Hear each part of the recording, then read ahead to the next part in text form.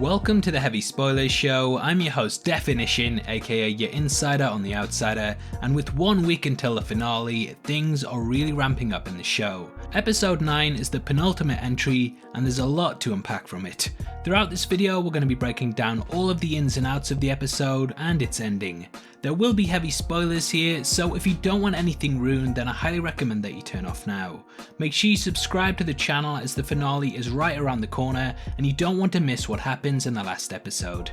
With that out of the way, thanks for clicking the video. Now let's get into our breakdown of The Outsider episode 9. Okay, so episode 9 pretty much sets the grounds for in which the finale will take place. It opens, however, in the past, all the way back in 1947 with two boys, John and George. The episode has a boy searching a barn, similar to the farmhand that discovered Terry Maitland's clothes earlier in the series. However, this is just a game and the two head off into the woods. Eventually, they end up sneaking into a cave opening, which just so happens to be the cave that we heard about in last week's episode of Cavestock. This is the bear cave that, due to what we learn in this episode, gets renamed, and this is why later in the entry it doesn't show up on a map. Eventually, the boys become sealed in there, and the search party die along with them after the cave collapses. People did try to save them, but unfortunately, the machinery back in those days was not strong enough, and using explosives would have caused the whole system to collapse. There were a large number of lives lost that day, and El Cuco purposely chose the location because of the grief that was laced in the area. We do know that the creature feeds on despair of those that have lost something they love, and this is why the cave was chosen above all others. We discover that the Bolton family, aka Claude's ancestors, were members in the search party, and that 4 of them died in the cave along with many more people. Because El Cuco has Claude's memories, the creature is aware that this is the location of a tragic event, and there is more grief in the area than the surrounding locations. El Cuco is once more in control, and those that try to enter its domain are doomed. It gives this episode the theme of hopelessness and a feeling that no matter what people do, they will always lose. Claude discusses how the outsider wanted in and it got in, and there was nothing that he could do no matter how much he tried. El Cuco is like a virus. This is also given weight when there's mention of the Spanish flu of 1918, which also hit the area. In case you hadn't heard of it, the Spanish flu was a massive pandemic that took out 500 million people during the early part of the 20th century. The world population at the time was only 1.9 billion, so there was a big hit on humanity. El Cuco is a cancer that not only ravages people, but the planet too, and it looks like the group are out of their depth. So yeah, nice hopeful message there for Monday morning. Don't worry though, I believe in you, I know you can make it through the week. Anyway, The Outsider is pretty much about breaking cycles of oppression and victimization.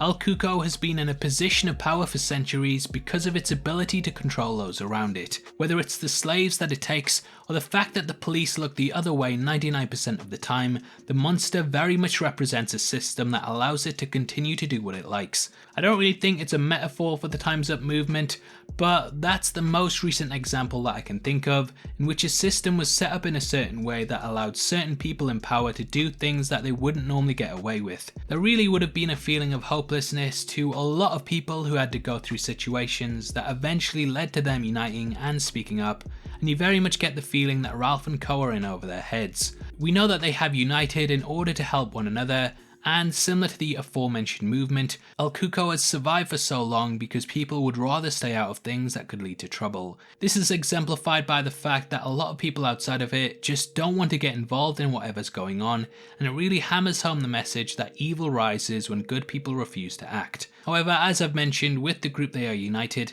and tackling the problem together, which means that they can rise up and meet it. After the initial introduction, which is laced throughout the episode, we jump to Ralph talking to the police, and they try to suggest a link between the boy that was almost abducted at Cavestock and Frankie Peterson's murder. They ask the officers if they can interview the family, and are granted permission. In addition to his memories, we also learn that El Cuco has a psychic link with Claude, and that in the best interests of the group, they should edit what they say to him so they don't give away to the creature what their plan is. This link is how it knew to follow Claude to another town, and whereabouts that he would be staying. The only way that we ever learned about El Cuco in the first place is because Terry was shown on CCTV in another part of the country, and this started off the entire investigation. It doesn't want this to happen again, and this is why the creature didn't just remain in Cherokee City and kill someone there. There's lip service paid to The Thing, which is a nod to the film and how that creature could transform into people, and out of all of the episodes thus far, I definitely feel like this is the best due to its pacing and the details that are uncovered. Ralph is clearly now on board, and he even shuts down Howie for trying to question the notion that the creature doesn't exist. Just because they're accepting it though, doesn't mean that it will be easy killing it. They have no idea what this really is or how to defeat it. They do know that they need to get Claude out of the area as it's unsafe to be there. Jeannie doesn't sound too happy that Ralph is staying, and it seems that he doesn't believe he's got much of a chance either due to the fact that he's smoking. I'm probably reading into this, but just in general, whenever I watch something and see a character who didn't really smoke suddenly doing it, I always kind of feel like in their head they think they're gonna die soon. People often don't smoke because of the health hazards that it can lead to down the line, but when someone takes it up, it always shows to me that they know that it's not going to be the thing that kills them. It's really subtle, and again, I could be looking into it, but let me know if it's something you've also noticed in TV shows and movies. The team review the footage and realise that El Cuco is vulnerable, hungry and desperate. This kind of reminded me a bit of when Ted Bundy was on the run and he was frantically taking as many lives as he could. I've already discussed the similarities between El Cuco and serial killers, so I don't want to retread old ground, but you do get the feeling that the show is deliberately having the creature operate in a similar manner. From the interview, Ralph and Cole learn where the beast is hiding.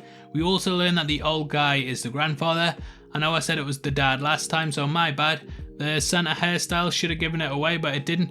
And Ralph also brings up the scratching, and though it did look like the granddad could have been cut last week, he denies it.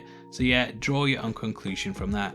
My wife said that he did get cut. I was a bit unsure, but this kind of clears it up. He talks about El Cuco's face and how it still looked like a mask, and Howie and Claude hit the best chicken shack around. We also learn that Howie is an anything man, and the two have a history in which Howie represented Claude for a fight at the club, and it eases some of the guilt on the latter's shoulder when he realises that he wasn't bad enough to be remembered. From Brother Bolton, they learn about a secret entrance to the cave in the gift shop, and he also lets slip to Claude about their plan.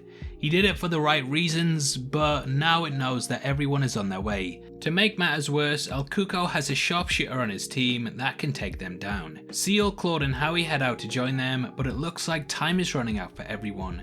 The episode ends with them caught in the crosshairs, and we wonder if they're gonna end up dead. We see him take Alec out, which is kind of a gutter, as he was gonna stay behind due to that copper taste in his mouth, and the episode goes out with a bang after several shots can be heard firing. Now, we did see a snake stalking Jack, and I kinda have a feeling that this might come into play next week and it could bite him.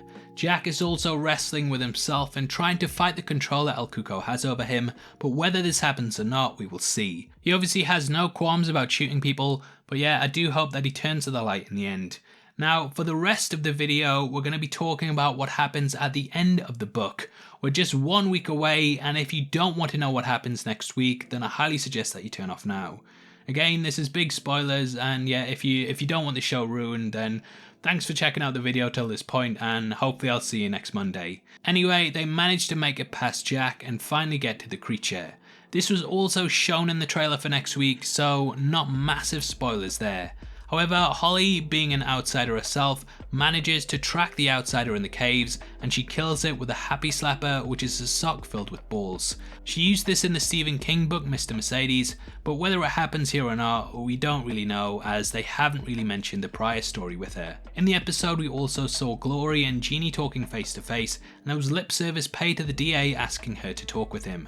Though she denied his request, if the story follows the book, then next week he plays a big part in delivering some good news. That is that he drops all of the charges against Terry Maitland, and he publicly announces that the CCTV footage proves that Terry was not the killer. The work does seem to be going that way, and Holly actually asks what the outsider's name is.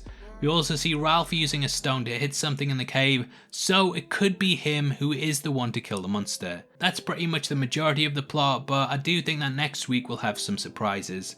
Again, this was another brilliant episode, and with just one more entry, I can't wait to see what happens. Now obviously I'd love to hear your thoughts on episode 9 and what you've thought of the season so far. Comment below and let me know, and if you enjoyed this video then please drop a thumbs up, and if you've missed any episodes then make sure you check them out in the playlist at the end. Every month on the 15th we give away free Blu-rays, and all you have to do to be in with a chance of winning the Infinity Saga box set is leave a like and subscribe with notifications on. If you want to support the channel and get to see content early, then please consider clicking the join button. You can also come chat to us on our Discord server link below, or at DefinitionYT on Twitter.